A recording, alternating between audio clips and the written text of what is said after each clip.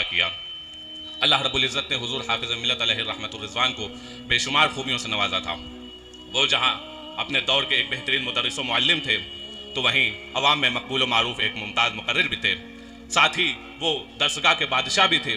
इल्म हदीस में उनका बुलंद मकाम था। साथ ही वो इल्म तफसीर में भी अपने दौर में मुमताज़ हुआ करते थे। और साथ ही साथ वो अहले सुन्नत व जमात का दिफा करने वाले एक कामयाब मुनाजिर भी थे। अल्लाह रब्बुल इज़्ज़त ने इस तरह की हुज़ूर हाफ़िज़ मिल्लत अलैहि रहमतुर रिज़वान को बहुत सारी खूबियों से नवाजा था। और एक बहुत बड़ी खूबी जो हुज़ूर हाफ़िज़ मिल्लत अलैहि रहमतुर रिज़वान को उनके अक़रान पर फ़ाइक़ करती है, वो ये है कि आप तौर सर तो होता ये है कि आदमी खुद तो आलिम बन जाता है, लेकिन उसके शागिर्द बेहतरीन नहीं होते। उसका तफसीर में तो बुलंद मकाम होता है, लेकिन उसने बेहतरीन मुफस्सिरीन की टीम नहीं तैयार की होती है। इसी तरह और भी खुसूसियात होती हैं, लेकिन अल्लाह रब्बुल इज़्ज़त ने हुज़ूर हाफ़िज़ मिल्लत को वो कमाल अता फरमाया था कि हुज़ूर हाफ़िज़ मिल्लत अलैहि रहमान की शख्सियत में जितनी भी खूबियां थी, वो सारी की सारी खूबियां हुज़ूर हाफ़िज़ मिल्लत अलैहि रहमतुर रिज़वान ने अपने शागिर्दों में भी उतार दी। जिंदाबाद जिंदाबाद। आप एक कामयाब मुकर्रिर थे तो आपने बेशुमार मुकर्रिरीन भी तैयार किए। आप एक बेहतरीन मुदर्रिस थे तो आपने हजारों मुदर्रिसीन भी तैयार किए। आप एक कामयाब मुहद्दिस थे, आपने बेहतरीन मुहद्दिसीन की भी फील्ड तैयार की। जहां आपको तफसीर में अल्लाह रब्बुल इज़्ज़त ने बुलंद मकाम अता फरमाया था, वहीं आपने बेहतरीन मुफस्सिरीन भी तैयार किए। आप कामयाब मुनाजिर थे तो आपने कामयाब मुनाजिरों की भी टीम तैयार की। जहां आप एक कामयाब मुफ्ती थे तो वहीं मुफ्ती साहब भी थे।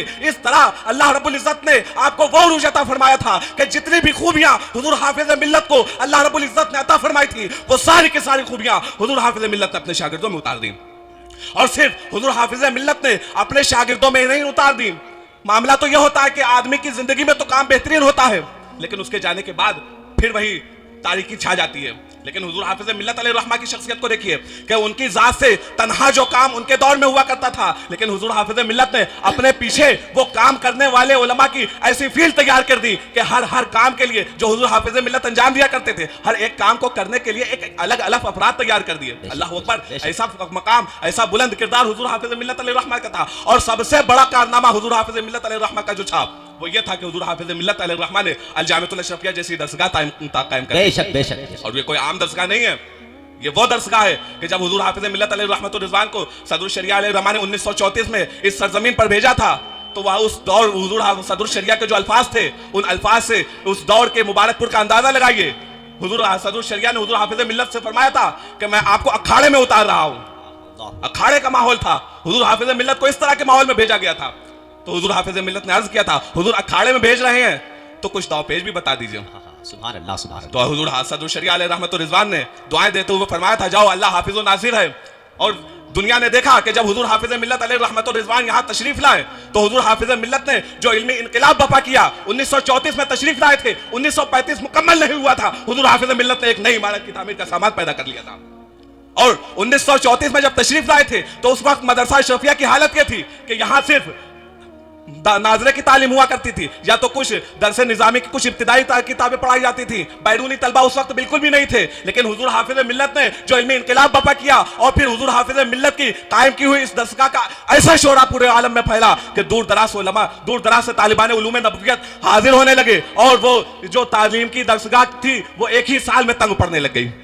उसके लिए हुज़ूर हाफ़िज़ मिल्लत ने तगोदौ करके एक ही साल में एक नई इमारत की तामीर का सामान पैदा कर लिया और 1935 में बाग़ फिरदौस की उस इमारत की ताफ़सीस हो गई। यह हुज़ूर हाफ़िज़ मिल्लत अलैहि रहमा की तहरीक थी, यह हुज़ूर हाफ़िज़ मिल्लत अलैहि रहमा की शख्सियत थी कि एक साल में हुज़ूर हाफ़िज़ मिल्लत ने एक नई इमारत का सामान पैदा कर लिया। और हुज़ूर हाफ़िज़ मिल्लत अलैहि रहमा की शख्सियत को आप देखिए और फिर अंदाज़ा लगाइए कि उनकी शख्सियत में कितनी तहरीक थी। दिन में वो 13 किताबों की तदरीस फरमाया करते थे, रात मुनाजरों और तकरीरों में बसर हुआ करती थी। फारिग औकात जो हुआ करते थे वो अपने शागिर्दों की तरबियत फरमाया करते थे, अवाम अहले सुन्नत की सलाह फलाह की फिक्र किया करते थे। और हुज़ूर हाफ़िज़ मिल्लत अलैहि रहमा सिर्फ एक आलिम नहीं थे, बल्कि वो आबिद शब जिंदादार भी थे। और अल्लाह रब्बुल इज़्ज़त ने हुज़ूर हाफ़िज़ मिल्लत को ऐसी तौफीक अता फरमाई थी कि वो रातों को इबादतें किया करते थे। मामला यह था कि जब से बालिग हुए थे और आखिरी उम्र तक हुज़ूर हाफ़िज़ मिल्लत अलैहि रहमा पाबंदी के साथ तहज्जुद की नमाज अता फरमाया करते थे। और हुज़ूर हाफ़िज़ मिल्लत अलैहि रहमा जब कुछ नहीं किया करते थे तब वो कुरान मुक़द्दस की तिलावत किया करते थे।